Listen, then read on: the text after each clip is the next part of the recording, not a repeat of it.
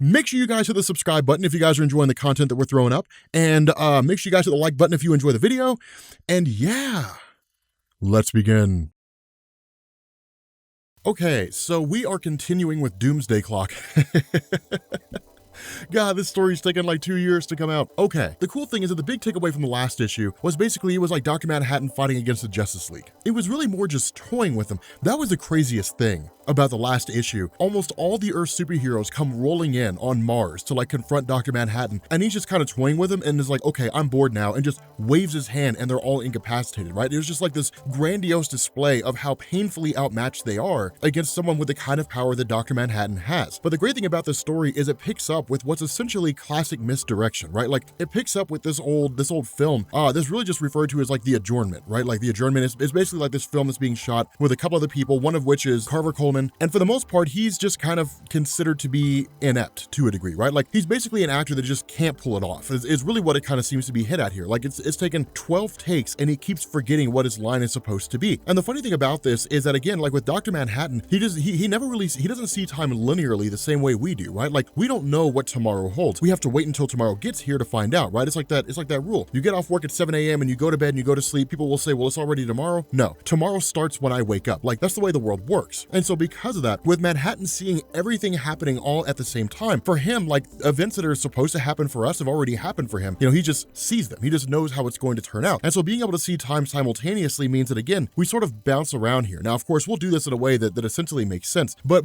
for Carver Coleman himself, again, he's kind of considered to be like a nonsensical actor. And then on top of all that, he's basically being blackmailed. Now, of course, we end up finding out the person that's blackmailing him is his mom. Again, these are just kind of smaller points here and there. In reality, it just kind of sets the stage for the struggle of Carver to kind of show us the nature of his character, what it is that he's going through. He is kind of a centerpiece, but not the definitive centerpiece. Instead, what ends up happening here is when he's blackmailed by his mom, you know, following up with that, he basically gets like all the lines and everything down perfectly. So whatever was said between the two of them, the indication is that it has a pretty significant impact on him. And so from there, we basically end up switching over to like Dr. Manhattan himself. And this is cool because what he does is he actually sort of kind of recollects, or it really seems to flash back among his own memories, right? Like bringing Lori, the second Silk Spectre, to Mars, and of course she suffocates and he gives her the ability to breathe and so on. Just kind of like jumping through these small little moments here and there. And it's kind of a cool thing because then ultimately it basically settles when he first arrived in the main DC universe on April 18th, 1938. Now, for those people who are familiar with the history of DC Comics, this date will strike you in particular. And the reason why is because this is almost exactly 3 months before the arrival of Superman, right? Like Action Comics #1 debuted in June of 1938. So this is almost 3 months exactly before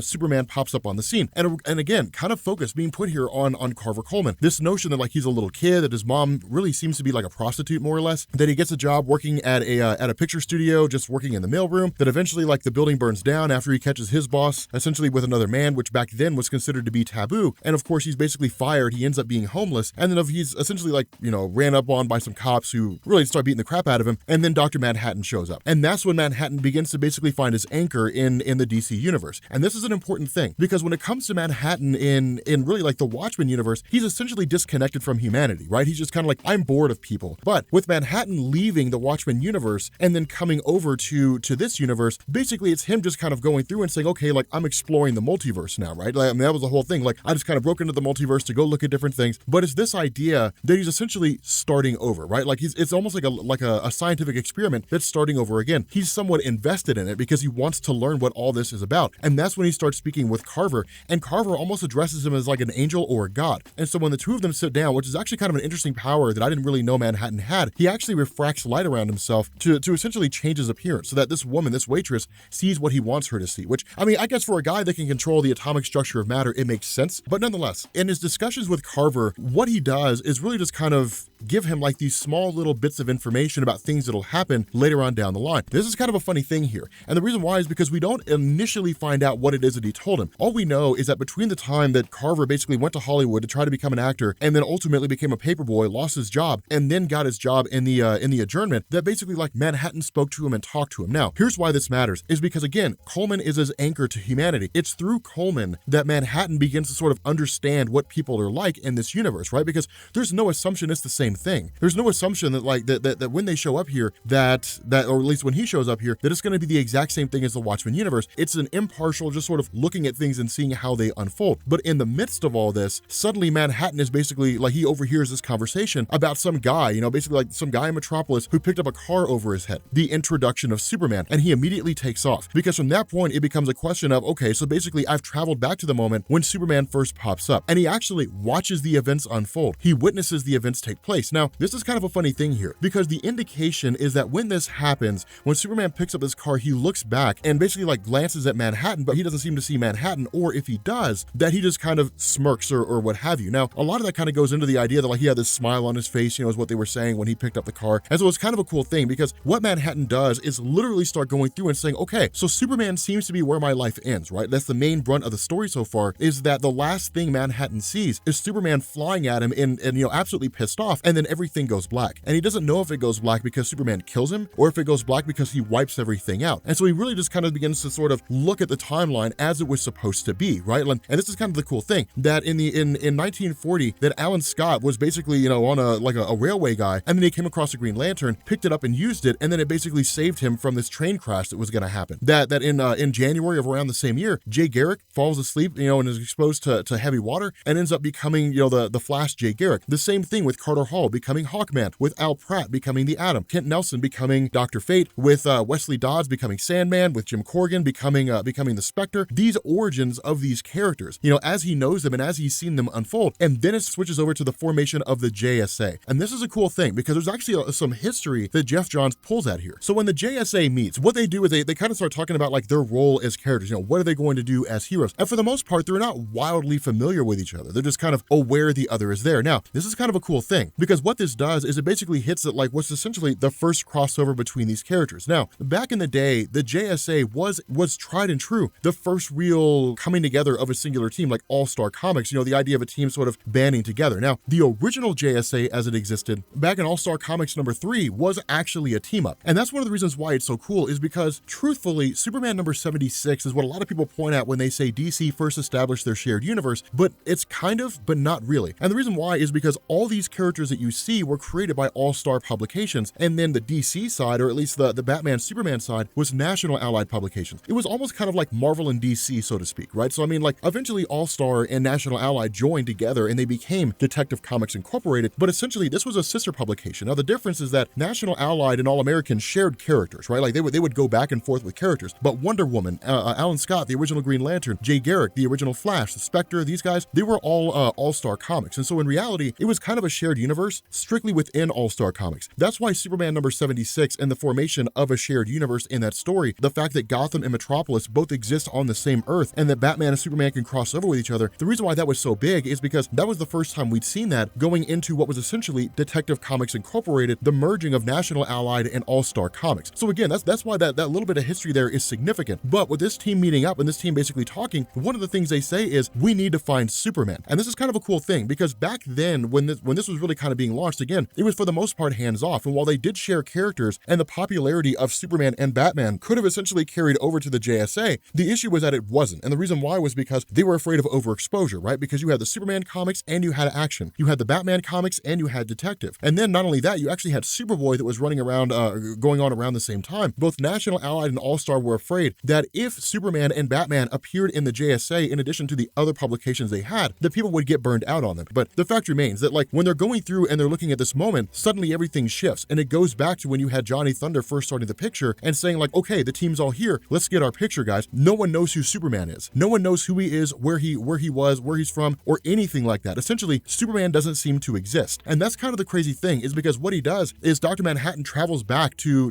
essentially where Superman first crash landed in Smallville. And then of course it kind of goes through a little bit of his origin story. Now we don't really have to do this per se, because it's the origin story of Superman, right? He's discovered by John and Martha Kent. They raised him, eventually they die. But the thing is like John and Martha have died in various ways over the years. That they've died when like Jonathan just died of old age. They've died when they were killed in a car crash. They died when they both died of old age. Like they've both died under different circumstances, and usually it's the result of a reboot. And that's exactly what Manhattan hits on. When Manhattan goes through all these different stories of Superman and says, okay, well, John died in this circumstance, and then Martha died in that circumstance, and then John and Martha both died in this particular circumstance, that what he's basically doing here is he's looking at this and saying, saying, okay, if Superman goes on to become a character that embodies hope, then let's see how far out this goes. And so what he does is he jumps all the way to the 31st century, right? Like when Superboy is first brought to that era by the Legion of Superheroes. Again, a major arc for Superboy back in the day when he became like this sort of major superhero that dealt with more than just what Superman was doing when he was a kid. And as the Legion begins to talk to him, what we end up having is this scenario where Dr. Manhattan says, okay, fine, then let's see what happens if I change things. So he removes the lantern from Alan Scott's grasp, and what it does is it creates this cascading effect. The death of Alan Scott, the fact that he doesn't show up, basically leads to all these various characters not existing. Superman is never taken to the 31st century as Superboy, meaning that point in time never really seems to happen. Instead, it just kind of flash forwards a little bit, and then it shows like the New 52 origin where John and Martha Kent are basically killed in a car crash. So again, like it's one of these things where Manhattan goes back, he looks into the future and says, okay, the legacy of Superman lasts well into the 31st century, so let's see what happens if we change things. That what Manhattan does is he looks down and he says, this universe as it exists, this DC universe is singular, it's one of a kind. The human beings on this planet perceive the multiverse as basically like a sort of branch universe theory, right? Like what if Superman landed in Russia instead of the United States? Well, then you get Red Sun Superman, but it's a branch off of the existing universe. That's the way it works. But what he says is that this universe is constantly changing. It's constantly in flux. It's not as though this universe came into existence and then it's basically maintained its exact same form ever since it was first created. We've had Crisis on Infinite Earths. We've had Infinite Crisis. We've had Final Crisis. We've had 0 Hour Crisis in Time. And we've had the events of Flashpoint happen. This universe has constantly changed by for one reason or another. And when it did,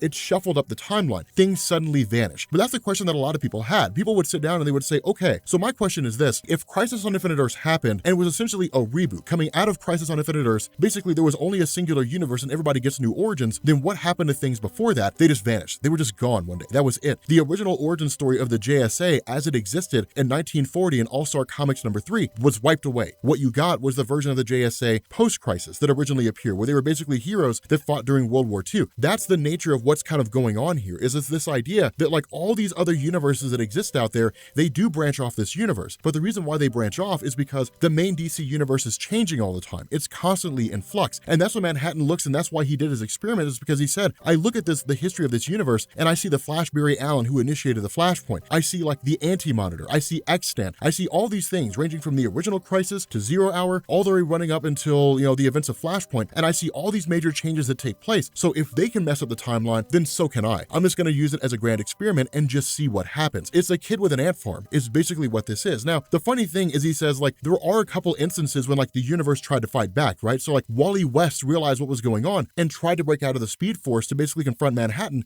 and was forced back into it again. And that goes into the events of DC Universe Rebirth #1 when Barry remembers who he is and essentially brings him back. But the cool thing about that is that when that happens, a lot of Wally's memories were kind of thrown into flux or wiped away entirely. He doesn't remember any of it. And that's kind of the crazy thing here, is because when he looks at this, he kind of looks at humanity. And again, he looks at Carver Coleman and he says like, you're going to die. We end up finding out he was basically killed by his mom using an award that he won. But Dr. Manhattan again kind of returns back to his disconnect. It's kind of like, okay, so basically it's still pretty much the same thing here. Like, in this universe, it's the same thing as the other. Sure, they have like superpowered beings, but at the end of the day, it's all still basically the same thing. It's humans running around with these irrelevant problems that they think are super important, but they're not, because they don't really see the grand scheme of things. And their problems are no more important than the problems of anybody else, but they think it's the most significant thing in the world because they believe the world revolves around them. And that's kind of the cool thing here. That's what's so awesome about that, is he basically sits down and he says, in this universe that I live in, with these experiments that I've done, with the way that I've toyed with things, the way that I've screwed things up and messed with these people's lives, in this universe of hope that literally revolves around Superman, I've essentially become the villain. And it's kind of a cool thing. He doesn't say it because he really thinks he's a bad guy. It's really just kind of like this internal discussion that he has. I'm basically the villain here. I'm basically the bad guy. I've literally been screwing up the time stream. It's focusing on the nature of Manhattan. Why has he done what he's done? Because he came into this universe, he realized that like this universe is special in the sense that every other universe in the multiverse branches off of it, and that the universe is constantly changing. So the question is, what happens if you change things too fast? What happens if you change things in the extreme? What will happen with this universe? It's a science project, is basically what it is. So again, the question's still lingering. Does Dr. Manhattan destroy this universe, or does Superman destroy Dr. Manhattan? That's the question.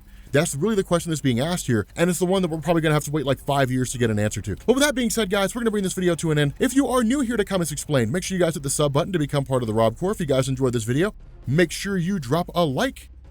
And yeah, I will catch you all later. Peace.